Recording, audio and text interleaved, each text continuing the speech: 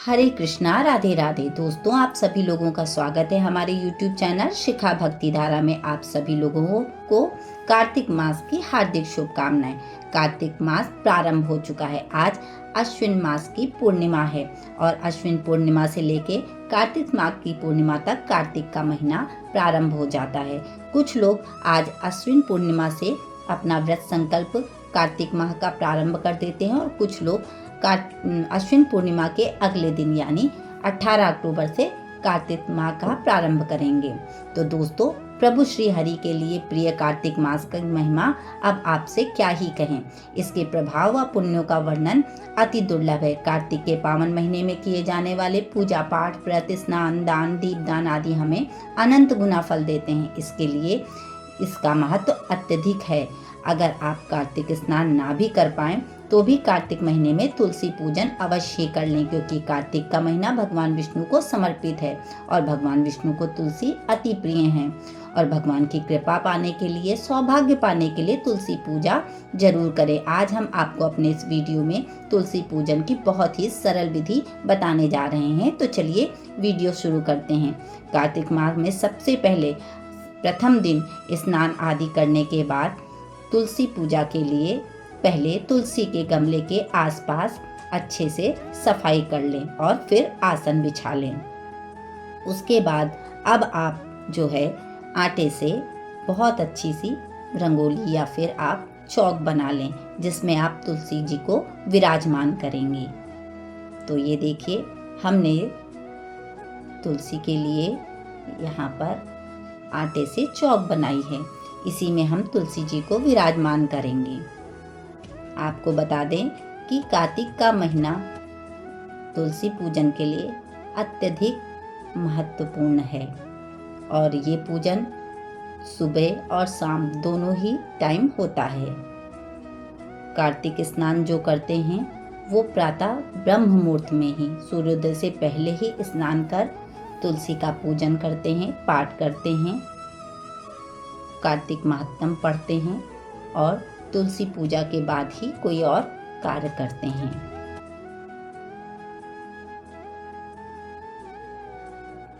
इसमें तारों की छांव में दीपक प्रज्वलित किया जाता है और एक संध्या के समय दीपक प्रज्वलित किया जाता है तुलसी माँ। तो ये देखिए, हमारी चौक बन गई है। अब हमने अपनी तुलसी जी को यहाँ पर विराजमान कर दिया है। आप चाहें तो कहीं पे अपना तुलसी का गमला अगर छोटा हो तो उठा के आप अपनी सुविधा अनुसार वहाँ रखकर उन्हें पूजा कर सकती हैं, और जिसके यहाँ जहाँ पे भी रखा है वहीं पे भी आप उसकी साफ सफाई करके अगल बगल पूजा कर सकती हैं। तो सबसे पहले हमने तुलसी जी को सिंचन जल से किया है।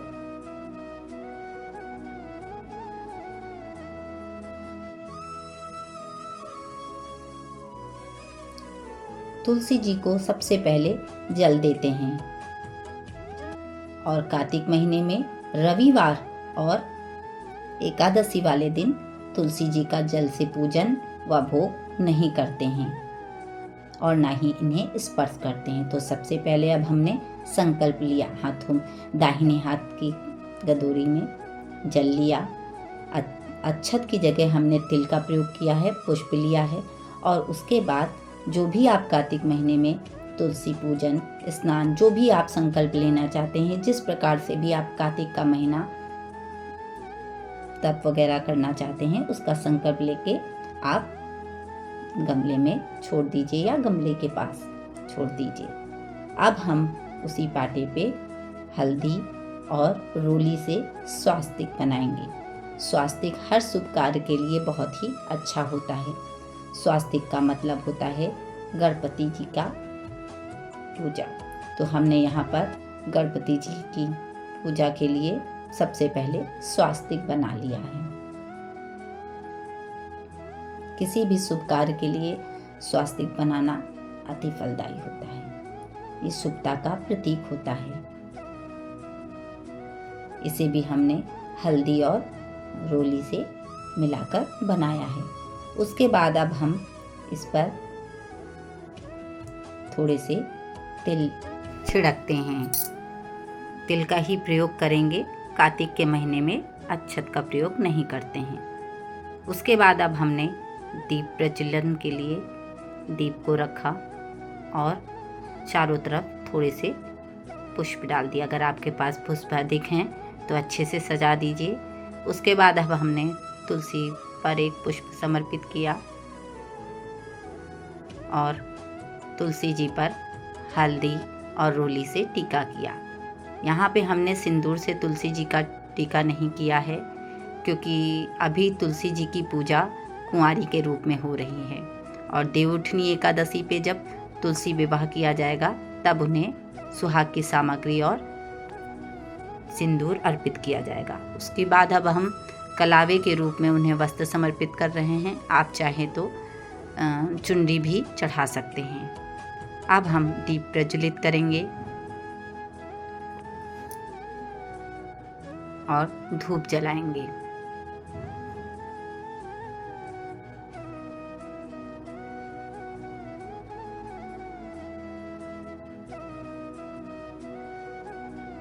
फिर उन्हें धूप और दीप से पूजा करेंगे।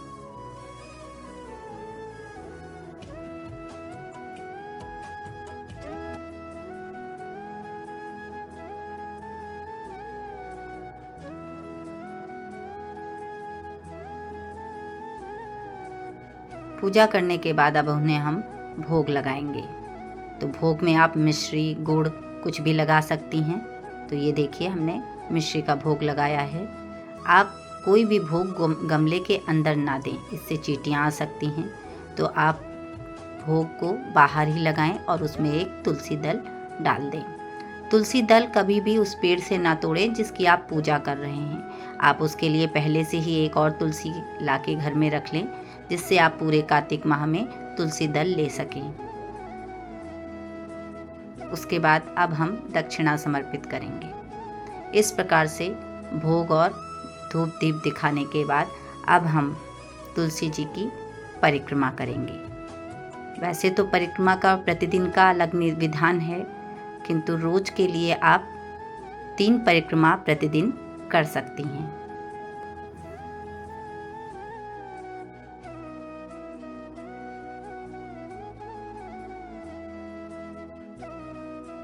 परिक्रमा करते समय आप तुलसी जी की मंत्रों का जाप कर सकती हैं, श्री हरि के मंत्रों का जाप कर सकती हैं। उसके बाद अब हम आरती करेंगे। तुलसी महारानी नमो नमो, हरि की पटरानी नमो नमो, धन तुलसी पूरण तप कीनो, शालिग्राम बनी पटरानी, जाके पत्र मंजरी कोमल, श्रीपति कमल चरण लपटानी। तुलसी महारानी नमो नमो, हर की पटरानी नमो नमो। धूप दीप नवेद आरती, पुष्पन की वर्षा बरसानी, 56 भोग 3600 व्यंजन, बिन तुलसी हरि एक ना मानी। तुलसी महारानी नमो नमो, हर की पटरानी नमो नमो, सभी सखी मैया तेरो यश गावे, भक्ति दान दीजे महारानी नमो नमो। तुलसी महारानी नमो नमो, तुलसी महारानी नमो नमो, हर की पटरानी नमो नमो। इस प्रकार से आरती करके और माता से अपनी भूलों की क्षमा याचना करके उन्हें प्रणाम कर अपनी पूजा संपन्न करें। इसी प्रकार से प्रतिदिन तुलसी का पूजन करें कार्तिक माह में, और सुबह प्रातःकाल और संध्या के समय दोनों समय आप दीपदान करें उनके आगे। अगर आपका एक दिन भी दीपदान का रह जाता है तो आप अगले दिन उतने ही दीपक जितने दिन के छूटे हैं आप उन्हें प्रज्वलित करके अपना पूरा कर सकते हैं। केवल एकादशी और रविवार को तुलसी जी को नहीं छुआ जाता है, ना ही उन्हें जल अर्पित किया जाता है, क्योंकि ये श्री हरि के लिए उस दिन व्रत रखती हैं। तो उस दिन का आप दीपक अगले दिन जला सकते हैं। इस प्रकार से पूजा करके आप कार्तिक महत्तम अध्यायों का पाठ कर सकती हैं। तो वीडियो में दी गई जानकारी अच्छी लगी हो, वीडियो पसंद आया हो तो प्लीज़ वीडियो को लाइक करें, शेयर करें व सब्सक्राइब करें। राधे राधे।